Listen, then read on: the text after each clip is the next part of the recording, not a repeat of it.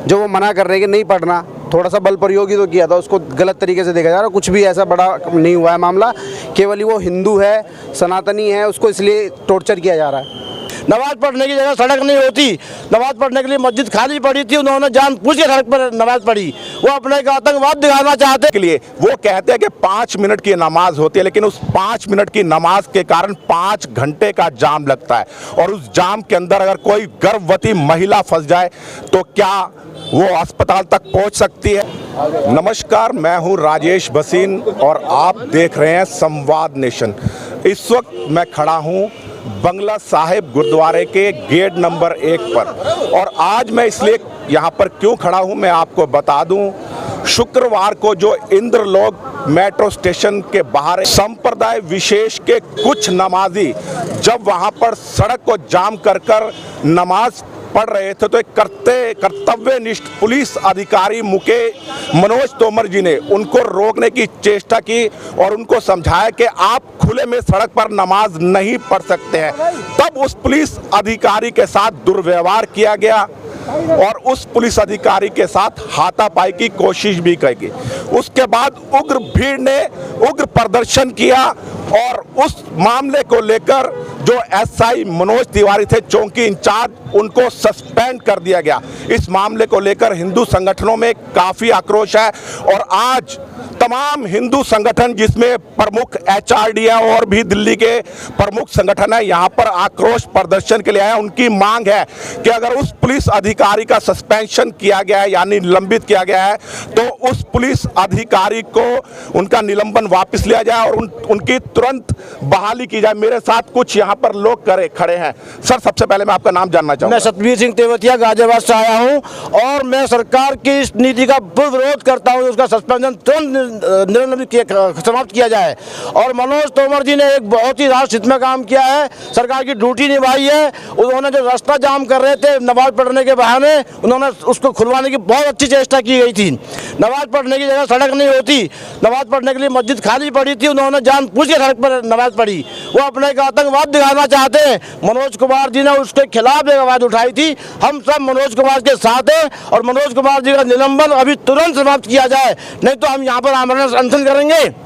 जय हिंद, जय हिंद। मैं आपको बता दूं, उस इलाके में, इंद्रलोक इलाके में शहजादा बाग समेत वहां पर 6 मस्जिदें हैं। अगर वह लोग मस्जिद में नमाज अता नहीं फरमाते हैं तो उन मस्जिदों का औचित्य क्या है? क्या उनको खुली छूट दे देनी चाहिए सड़कों को अवरुद्ध करने के लिए? वो कहते हैं कि 5 मिनट की नमाज होती है, लेकिन उस 5 मिनट की नमाज के कारण 5 घंटे का जाम लगता है।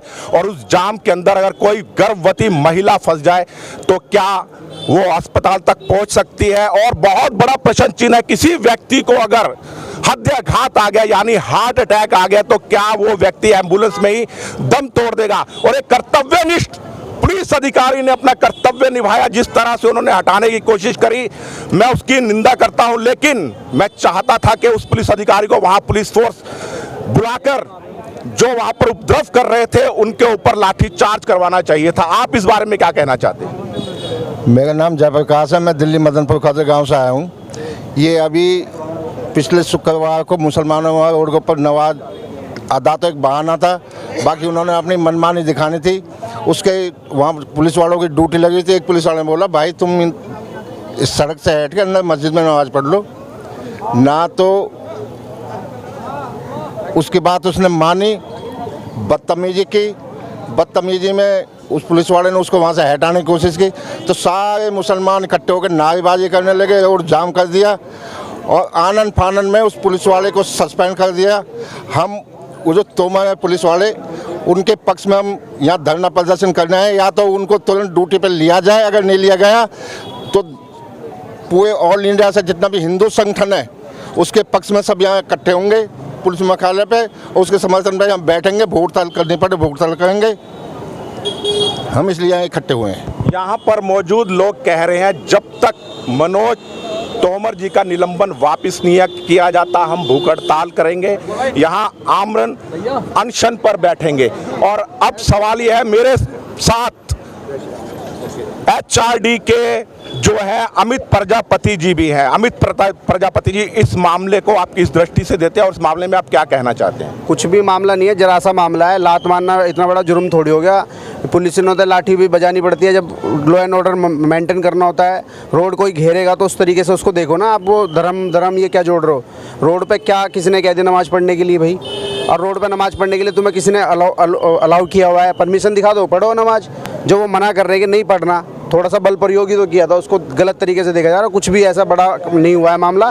केवल वो हिंदू है, सनातनी है, उसको इसलिए टॉर्चर किया जा रहा है कि वहाँ उनको रोका ना जाए। कल को मुख्यालय में भी नमाज़ पढ़ने की ताकत रखते हैं। अगर इसी तरीके से उनकी मनमानी चलती रही तो इसके विरोध में हम लोग यहाँ पर आए हैं। और कोई हम किसी तरीके से मामले को नहीं देख रहे, हम धार्मिक रूप से इसको देख रहे हैं। हम ये देख रहे हैं अगर इनके हिसाब से देश चलने लगेगा तो कल वो घरों में भी नमाज़ पढ़ेंगे।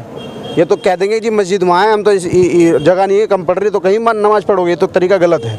हम इस तरीके से इसको देख रहे हैं और कोई बड़ा मामला नहीं है। अच्छा अमित जी, मैं आपसे एक प्रश्न पूछना चाहता हूं। जहां से इस्लाम की उत्पत्ति हुई सऊदी अरेबिया, हमारे पड़ोसी मुल्क बांग्लादेश है, पाकिस्तान है और भी मुल्क है, वहां पर सड़कों पे खुलेआम नमाज पढ़ने की अनुमति नहीं है।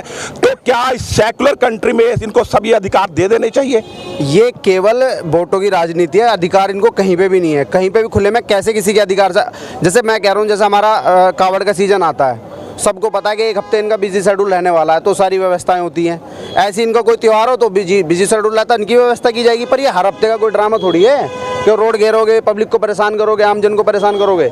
ये बेकार तरीका है बिल्कुल। अगर आज दिल्ली पुलिस और सरकार आपकी मांग नहीं मानती तो आप क्या कदम उठाएंगे? मांग मानना है थोड़ी, हम तो अपने कदम उठा रहे हैं, पूरी ताकत से काम करेंगे।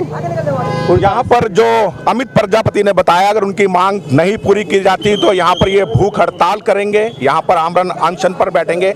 मैं राजेश भसीन, संवाद नेशन के साथ पल पल की अपडेट आपको देता रहूंगा। जय हिंद, जय भारत, वंदे मातरम।